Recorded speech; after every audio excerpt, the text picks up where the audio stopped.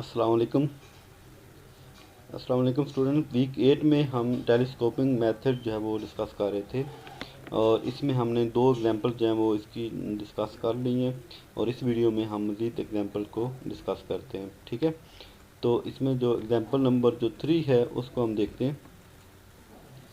तो example number 3 में देखिए हमारे पास जो गिवन है T of n is equal to T of n by 2 plus C और बेस केस क्या है T of 1 is equal to C. तो सेम स्टेप्स आपने परफॉर्म करना है जो लास्ट टू एग्जांपल में हमने डिस्कस किए थे कि आपने जो राइट साइड पर आपको रिकर्सिव जो है वो टर्म नज़र आ रही होगी, इसको आपने लेफ़्ट साइड पर बनाना होगा। ठीक है, तो इसको बनाने के लिए आपने क्या काम करना होगा, एन को जो है वो किस पर डिवाइड करना होगा, एन बाई 2 से। तो यहाँ पर देखिए लेफ़्ट साइड पर एन बाई 2, तो यहाँ पर क्या बन जाएगा, एन को मज़ीद 2 पर डिवाइड करेंगे तो ये क्या बन जाएगा, एन बाई 4 प्लस सी। तो यहाँ पर देखें जो हमने टर्म लिखी T of n by 2 is equal to T of n by 4 plus C. तो लेफ्ट साइड पर आपने एन को 2 पर डिवाइड किया तो राइट साइड हमारे पास बन गई। अब देखिए जब हमारे पास एन बाई 4 लेफ्ट पर बनाना है तो टी ऑफ एन को हमने 4 पर डिवाइड किया, राइट साइड पर भी डिवाइड किया तो टी ऑफ एन बाई 8 बन जाएगा प्लस सी। सिमिलरली जब आपने 8 वाली टर्म बनानी है लेफ्ट साइड पर तो एन को आपने 8 पर डिवाइड किया, राइट पर भी एन को आपने 8 पर डिवाइड किया तो एन ओवर 16 बन जाएगा प्लस सी। तो ये डिवीजन करिए वो क्वेश्चन में करनी है आपने। एन को देखें 8 पर डिवाइड करेंगे तो एन को मज़ीद 8 पर डिवाइड करेंगे, 8 इंटू 2 क्या बन जाएगा, 16 बन जाएगा ना। तो ये स्टेप्स चलते जाएंगे ना। अब देखें जब हमारे पास एन की वैल्यू हम 4 पुट करेंगे तो एन की वैल्यू जब आपने क्वेश्चन में 4 पुट की तो राइट पर आंसर क्या बन जाएगा, 4/2 टी ऑफ 2 बन जाएगा। तो टी ऑफ 2 प्लस सी बन जाएगा और टी ऑफ 2 अगर हम इसकी टर्म बनाएंगे तो 2 एन की वैल्यू जब आपने 2 पुट की तो राइट साइड पर क्या बन जाएगा, टी ऑफ 1 प्लस सी। तो अब टी ऑफ 1 क्योंकि बेस केस है वहाँ पर आपने स्टॉप कर देना। ठीक है, तो ये पैटर्न आपने फाइंड कर लिया। अब आपने जो जितने भी लेफ़्ट टर्म्स हैं उनको आपने ऐड कर लेना है, जितने भी राइट टर्म्स हैं उनको ऐड कर लेना है। अब देखिए यहाँ पर कि आपने जब लेफ़्ट टर्म को ऐड कर लिया, ठीक है, इसी तरह राइट टर्म्स को भी आपने ऐड कर लिया। तो जब लेफ़्ट और राइट आपस में कैंसिल करेंगे जो सेम टर्म्स हैं तो लेफ़्ट साइड पर हमारे पास क्या बन जाएगा, T of n, right side पर हमारे पास क्या बन जाएगा, T of 1 plus k time c. आप देखें कि जब हमारे पास 2 की पावर 1 था तो एक सी मिल गया। अगर आप ऐड करने की बात करेंगे तो टी ऑफ 2 यानी कि 2 की पावर 2 जब था तो 2 सी हमें मिल गए थे, 2 की पावर 3 था तो 3 सी हमें मिल गए थे, 2 की पावर 4 था तो 4 सी हमें मिल गए जब आप ऐड करेंगे ना। इसका मतलब है कि जब 2 की पावर यहाँ पर 1 से लेकर n तक हमारे पास आएगी, ठीक है, तो जिस तरह हमने लास्ट जो मेथड पढ़े थे जिसमें हमने 2 की पावर k की फॉर्म में लिखा था ना, ठीक है, तो उसमें हमने कहा था कि जितनी हमारे पास 2 की पावर होगी इतने टाइम हमारे पास ये के सी होंगे। ठीक है, इसको अगर आप यहाँ पर देखें कि तो के सी वाला केस जो था वो हमने यहाँ पर देखा कि इसको n ओवर 2 की पावर k जब आप करेंगे तो हमारे पास जो है वो क्या बन जाएगा, n ओवर 2 की power k is equal to 1, क्योंकि हमें टी ऑफ 1 जो लिखना था, ये वाला जो 1 कैसे आया था ना। ठीक है, तो इसको हमने ऐसे भी लिखा था कि n डिवाइड बाई 2 की power k is equal to 1। तो फिर हमने n is equal to 2k लिखा था। ठीक है, और फिर हमने k की वैल्यू इसमें से निकाली थी तो k is equal to log base 2 n आया था। ठीक है,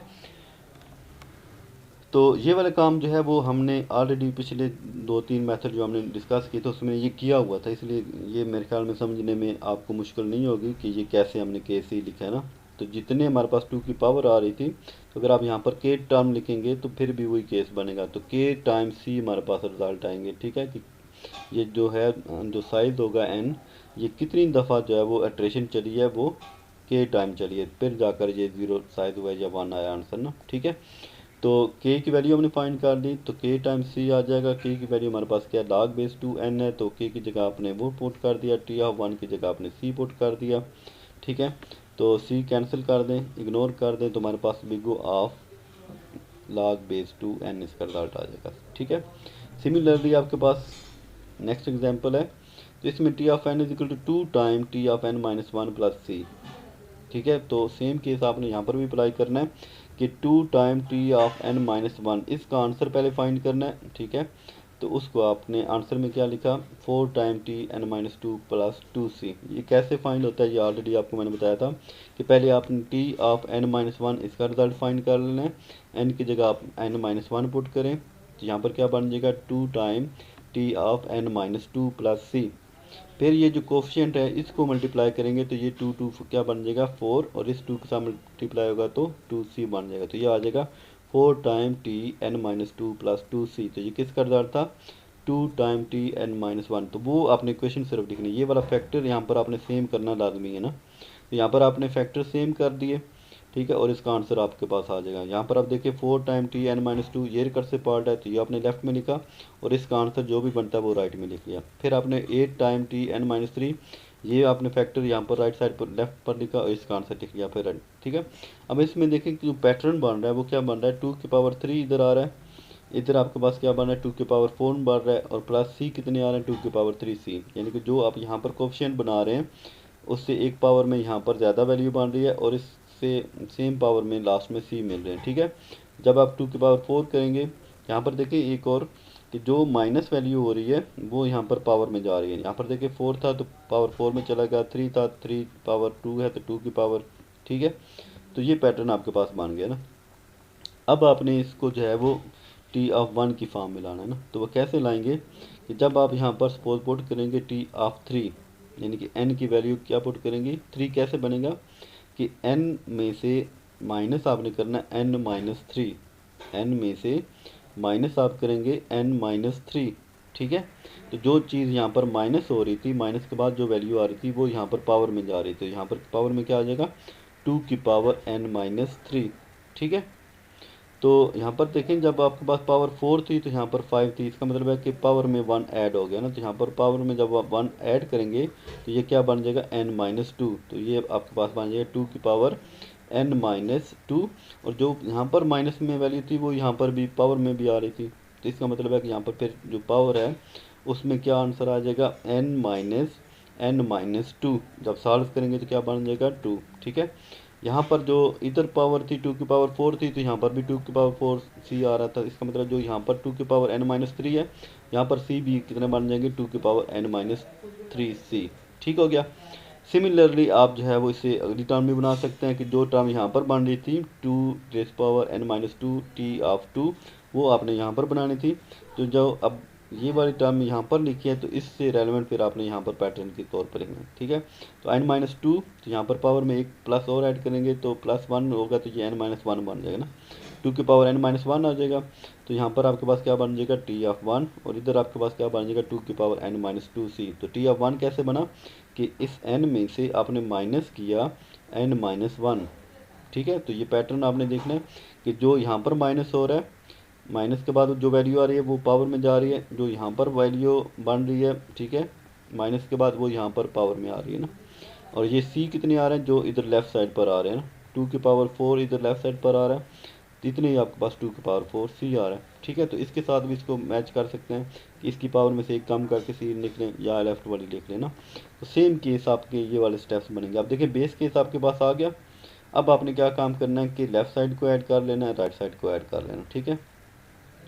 तो यहाँ पर देखें कि लेफ़्ट साइड को आप ऐड करेंगे, सारा के सारे जो हैं ये इक्वल का साइन है, तो लेफ़्ट साइड आपने सारी की सारी ऐड कर ली। सिमिलरली प्लस के इक्वल साइन के बाद राइट वाली आपने ऐड कर ली। तो बचेगा कि आपके पास लेफ़्ट साइड पर हमेशा आपके पास टी ऑफ n बचेगा, क्योंकि यहाँ पर जब अगर आप इसको टी इस n माइनस 1 वाले फैक्टर को इधर कैंसिल कर दें, यहाँ पर कैंसिल कर दें, n माइनस 2 को यहाँ पर कैंसिल कर दें, यहाँ पर कैंसिल कर दें, दोनों को आपस में कैंसिल कर दें, 3 वाले को कैंसिल कर दें, 4 को कैंसिल कर दें, 5 जब इसे अगले स्टेप के साथ कैंसिल हो जाएगा, ये वाला टी ऑफ 3 वाला फैक्टर इसे ऊपर वाले के साथ यहाँ पर कैंसिल हो जाएगा, ये टी ऑफ 2 कैंसिल हो जाएगा, ठीक है।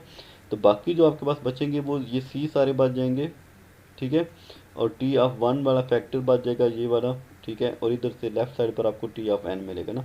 तो यहाँ पर भी देखें कि ये लिखने के बाद जब आपने लेफ़्ट पर लिखा तो टी ऑफ n सिर्फ आपके पास बचेगा। राइट साइड पर आपको टी ऑफ 1 वाली जो टर्म थी वो प्लस सी जितने भी थे वो सारे बच जाएंगे ना। अब देखिए टी ऑफ 1 का आंसर भी हमें पता है सी, इसी ऊपर वाले में देखें टी ऑफ 1 क्या सी है, तो यहाँ पर आपने क्या लिख दिया टी ऑफ 1 की वैल्यू सी पुट कर दी, सी सब में आ रहा था तो सी कॉमन ले लिया। उसके बाद समेशन साइन वाला केस बनाएं, ये ऑलरेडी हम जब पहले फैक्ट जितने भी मेथड थे उनमें डिस्कस कर चुके हैं, ठीक है। तो उसमें आपने ये समेशन जब कैसे सॉल्व होती है उसका फार्मूला भी आपको बताया था, ये फार्मूले की फॉर्म में लिखें और 2 raise to power n minus 1 answer आ जाएगा, और कांस्टेंट इग्नोर करेंगे तो 2 रेज़ टू पावर n तो बिग ओ नोटेशन में लिखेंगे तो big O of 2 raise to power n आपके पास आंसर आ जाएगा। ठीक है। सिमिलरली आपके पास एक और है कि यहाँ पर जो एग्जांपल थी, ये वाली एग्जांपल नंबर जो 3 थी, उसमें t of n by 2 plus c आ रहा था। तो यहाँ पर आप जो नेक्स्ट एग्जांपल है उसमें n बाई 4 सिर्फ हम डिस्कस करें ना। तो एग्जांपल नंबर 5 में देखें तो यहाँ पर सिर्फ जो चेंज आ रही है वो क्या है, n बाई 4। बाकी सेम स्टेप है जो एग्जांपल नंबर 3 में हमने जो है वो परफॉर्म किए थे। ठीक है। तो इसमें भी आपने जो है वो t of n by 4 plus c है, तो इस राइट वाली टर्म को लेफ्ट वाली साइड पर पहले बनाएं और उसका आंसर राइट साइड पर लिख दें। फिर राइट वाली जो टर्म कर्सर बन रही है उसको आपने लेफ्ट साइड पर लिखा, फिर उसका आंसर आपने राइट पर लिखा। फिर लेफ्ट पर जो है वो दोबारा उसको लिखा राइट वाली टर्म और उसका आंसर लिखेंगे। इस तरह चलते रहेंगे तो ये हमारे पास देखेंगे इधर 4 की पावर 3 आ रहा है, इधर एक ज़्यादा आ रही है पावर में ना। ठीक है। तो जब आप यहाँ पर 4n by 4 is to power k minus 1 करेंगे तो इधर आपके पास पावर में 1 ऐड करेंगे तो 4 की पावर k बच जाएंगे। ठीक है। तो अब आपके पास लेफ़्ट को आपने ऐड कर लिया, राइट को आपने ऐड कर लिया, तो लेफ़्ट पर आपके पास बनेगा t ऑफ n, राइट पर आपके पास बनेगा t of n over 4 raised power k plus k time c। ये आपको बताया था कि k टाइम c कैसे बनते हैं ना। तो ये n over 4 raised power k। अब देखें यहाँ पर ये वाला जो टर्म है ये आप उसमें एग्जांपल नंबर 3 में भी बना सकते थे n over 2 rest power k वाली फॉर्म में ना। तो यहाँ पर हमने बना दिया फिर ना। तो n over 4 raised power k, तो हमें यहाँ पर क्या बनाना है, 1 बनाना है, t ऑफ 1 बनाना है ना। ठीक है। तो इसका मतलब है कि n over 4 raised power k को इक्वल टू 1 कर दें। इसको 4 रेस्ट पावर k को दूसरी साइड पर लेके जाएंगे तो n is equal to 4 raised power k बन जाएगा और k का आंसर हमारे पास आ जाएगा log बेस 4n। ठीक है। तो इसको हम डायरेक्टरी पर लिख दिया कि n ओवर 4 की पावर k, इसको हमने 1 की इक्वल कर लिया और t ऑफ 1 का हमें आंसर पता है c और ये k टाइम c आ रहा है तो k की वैल्यू हमें पता है log बेस 4n। तो ये बन जाएगा c उसके बाद log बेस 4n। ठीक है। इन ब्रैकेट्स को सॉल्व करेंगे तो हमारे पास जो है वो आंसर क्या आ जाएगा, big O of log base 4n। ठीक है। तो इस तरह हम जो है वो इसकी जो है टाइम कम्प्लेक्सिटी हमने भी फाइंड ली। तो एग्जांपल नंबर 3 और एग्जांपल नंबर 5 इन दोनों का जो है वो स्टेप सेम है। आप सिर्फ जो है वो फैक्टर चेंज है, उसमें 2 आ रहा है, इसमें 4 आ रहा है ना।